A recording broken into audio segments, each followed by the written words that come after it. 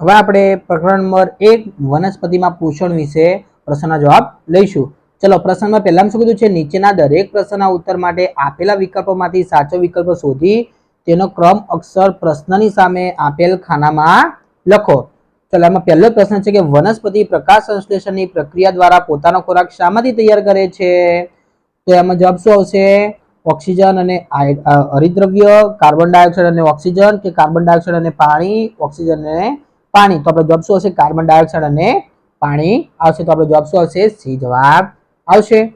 Number બીજો લઈશું. એમાં શું કીધું છે? વનસ્પતિને તેની પ્રકાશ સંશ્લેષણની પ્રક્રિયામાં કયા ઘટકની જરૂર નથી? ધ્યાન આપજો. એવો કયો ઘટક છે કે જેની જરૂર નથી પ્રકાશ સંશ્લેષણની પ્રક્રિયામાં? તો કે સૂર્યપ્રકાશ, એની જરૂર પડે. હરિતદ્રવ્યની જરૂર પડે. કાર્બન ડાયોક્સાઇડની જરૂર પડે. ઓક્સિજનની જરૂર પડે નહીં. તો આપણો જવાબ શું આવશે? ડી જવાબ આવશે. નંબર ત્રીજો, કઈ વનસ્પતિ કીટકોને ફસાવી તેમાંથી પોષણ મેળવે છે?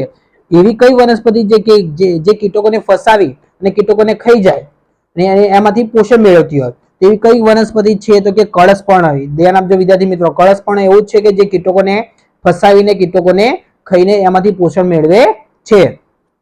નંબર 4, એમાં શું કીધું છે કે નીચેના પૈકી કઈ વનસ્પતિ પરોપજીવી પોષણ મેળવે છે? પરોપજીવી પોષણ એટલે કે બીજાની ઉપર આધાર રાખતી હોય તો એવી કઈ છે? અમરવેલ. અમરવેલ એવું છે કે જે શું કે પરોપજીવી પોષણ મેળવે છે. નંબર 5મો, નીચેના પૈકી કઈ વનસ્પતિ મૃતોપજીવી પોષણ મેળવે છે? ધ્યાન આપજો, મૃતોપજીવી એટલે કે મૃતોપજીવીનો મતલબ કે મૃત અને મરી ગયેલું હોય એમાંથી પોષણ મેળવતું હોય એને મૃતોપજીવી કહેવાય. એવી કઈ છે વનસ્પતિ? ફૂગ. ફૂગ એવી જ વનસ્પતિ છે કે જે મરી ગયેલા સજીવમાંથી એમાંથી શું કહે? પોષણ મેળવે છે. પછી છઠ્ઠો, નીચેના પૈકી કઈ વનસ્પતિમાં હરિતદ્રવ્ય હોય છે? એટલે કે એવી કઈ વનસ્પતિ છે કે જેમાં હરિતદ્રવ્ય હોય છે? હવે હરિતદ્રવ્ય હોય એ કેવી રીતે ખબર પડે? તો વિદ્યાર્થી મિત્રો હું તમને શોર્ટકટમાં સમજાવું તો કે હરિતદ્રવ્ય કેવી રીતે ખબર પડે? તો જે કોઈ બી પર્ણ કે ફૂલનો કે કોઈ પણનો શું કહેવાય પ્રકાંડનો એ કોઈ પણનો રંગ તમે લીલો દેખવા મળે તો સમજી લો લીલા રંગનું હોય પર્ણ કે પ્રકાંડ, તો સમજી લો કે આની અંદર હરિતદ્રવ્યની હાજરી હોય જ. તો અહીંયા શું છે? ફૂગ લીલા રંગની હોય ના હોય તો એ ના આવે. લીલ, લીલ તમને ખબર પાણીમાં તરતી હોય આપણે એને લીલ કહીએ છીએ. તો લીલ કેવા રંગની હોય? લીલા રંગની હોય. તો એની અંદર હરિતદ્રવ્ય હોય? હા, એની અંદર હોય જ હરિતદ્રવ્ય. તો આપણો જવાબ શું હશે? બી જવાબ આવશે. નંબર 7માં લઈશું. લાઇકેન એ કયા બે સજીવો વચ્ચેનું સહજીવન છે? એટલે કયા બે સજીવો વચ્ચેનું સહજીવન છે? તો કે લીલ અને ફૂગ. આ બે સજીવો વચ્ચેનું સહજીવન છે. કોણ છે? લાઇકેન છે.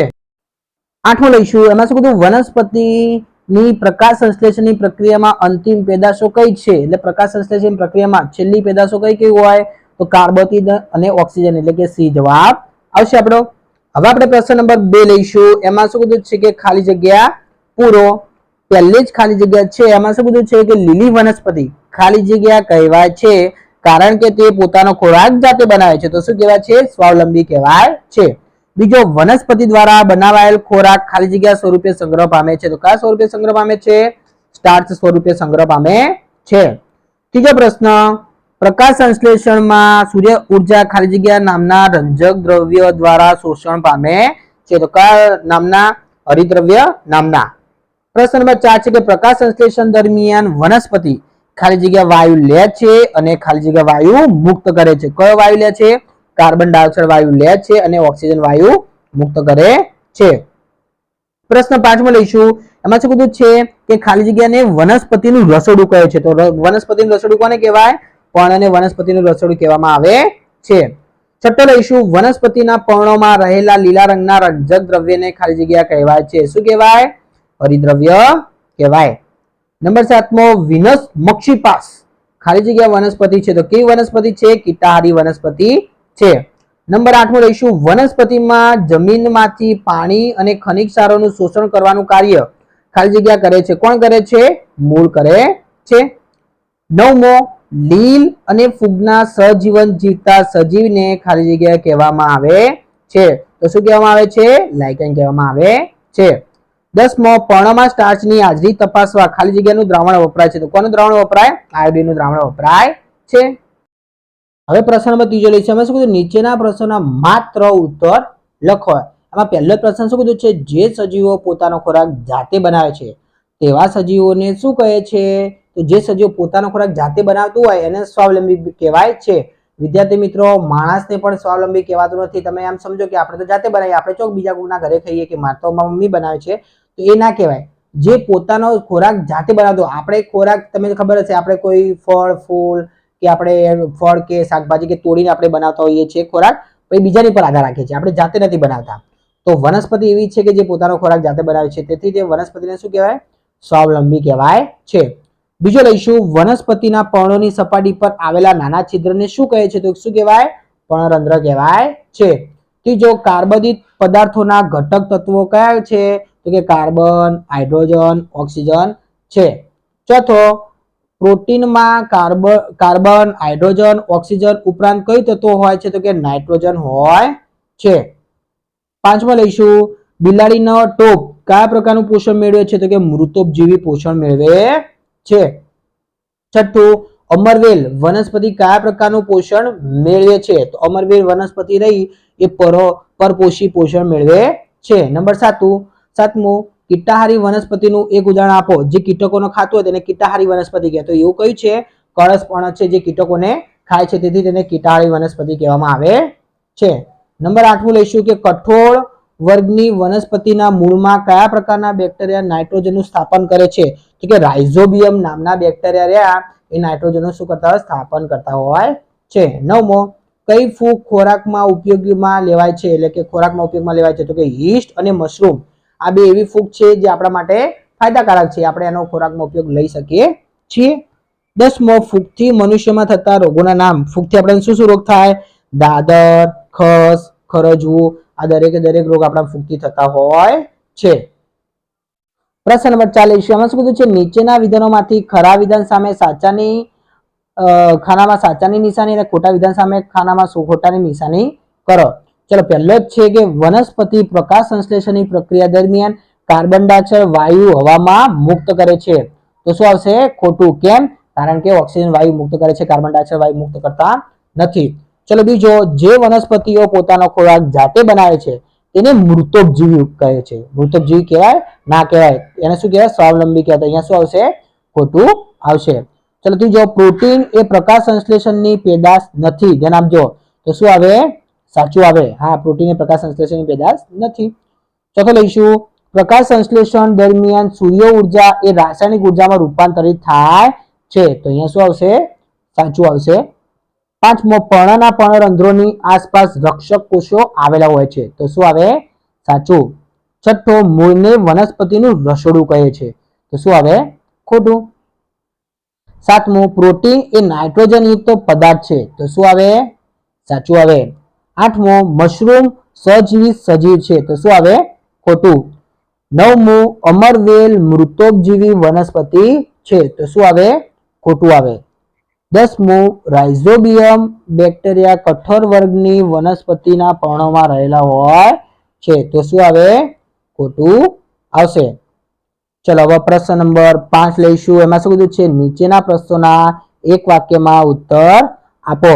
પહેલો જ પ્રશ્ન છે એમાં શું કીધું છે કે પ્રકાશ સંશ્લેષણની પ્રક્રિયા થવા માટે કયા કયા પદાર્થોની જરૂર છે? એટલે પ્રકાશ સંશ્લેષણ પ્રક્રિયા માટે તો કરવી હોય તો કયા કયા પદાર્થોની જરૂર પડે? જો એ પદાર્થો ના હોય તો આપણે પ્રકાશ સંશ્લેષણની પ્રક્રિયા કરી શકીએ નહીં.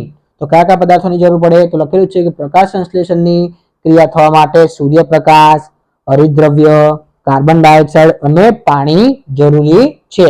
જો આમાંથી કોઈ પણ એક વસ્તુ ના હોય તો આપણે પ્રકાશ સંશ્લેષણની પ્રક્રિયા કરી શકતા નથી. ચલો, બીજો, સ્ટાર્ચ શું છે? તો કે સ્ટાર્ચ કાર્બોદિતનો એક પ્રકાર છે. કાર્બોદિતનો એક પ્રકાર કહેવામાં આવે છે. પ્રશ્ન નંબર 3 લઈશું. એમાં શું કીધું છે? સ્ટાર્ચની કસોટી માટે શાનું દ્રાવણ વપરાય છે? તો કે સ્ટાર્ચની કસોટી માટે આયોડિનનું દ્રાવણ વપરાય છે. ચોથો, હરિતદ્રવ્યનું કાર્ય શું છે? તો કે હરિતદ્રવ્ય પ્રકાશ સંશ્લેષણ માટે સૂર્યપ્રકાશની સૂર્ય ઉર્જાનું શોષણ કરે છે. 5મો, અમરવેલ શું છે? તો કે અમરવેલ પર્ણ વગરની પીળા પ્રકાંડવાળી અને કોઈ યજમાન વૃક્ષ પર વિકસતી પરોપજીવી વનસ્પતિ કહેવામાં આવે છે. 6થો, કીટાહારી વનસ્પતિ કોને કહે છે? કે જે વનસ્પતિ કીટકોને પકડી તેનું પાચન કરી પોતાની નાઇટ્રોજન યુક્ત ખોરાકની ખોટ પૂરી કરે છે તે વનસ્પતિને કીટાહારી વનસ્પતિ કહેવામાં આવે છે. 7મો, પરોપજીવી પ્રાણીઓના 2 ઉદાહરણ આપો. તો તો કયા કયા આવશે કે પરોપજીવી પ્રાણીઓમાં મચ્છર, માંકડ, જૂ, જડો તથા કમરિયા પ્રકૃતિ કૃમિનો સમાવેશ થતો હોય છે. 8મો લઈશું, ફૂગ ક્યાં જોવા મળે છે?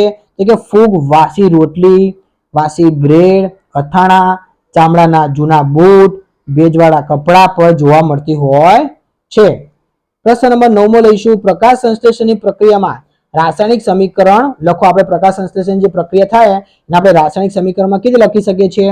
તો કે કાર્બન ડાયોક્સાઇડ વત્તા પાણી, સૂર્યપ્રકાશ અને હરિતદ્રવ્યના ઉપયોગથી. આનો મતલબ એમ કે સૂર્યપ્રકાશ અને હરિતદ્રવ્યના ઉપયોગથી કાર્બોદિત પદાર્થ છૂટો પડે છે અને ઓક્સિજન છૂટું પડે છે. ઓકે, આનો મતલબ શું થયો? કાર્બન ડાયોક્સાઇડ અને પાણીનો આપણે ઉપયોગ કરીને સૂર્યપ્રકાશની હાજરીમાં હરિતદ્રવ્ય દ્વારા આપણે ખોરાક બનાવીએ છીએ, તેમાંથી શું છૂટું પડે છે? કે કાર્બોદિત પદાર્થ અને ઓક્સિજન છૂટો પડે છે. આનો મતલબ આ થાય છે.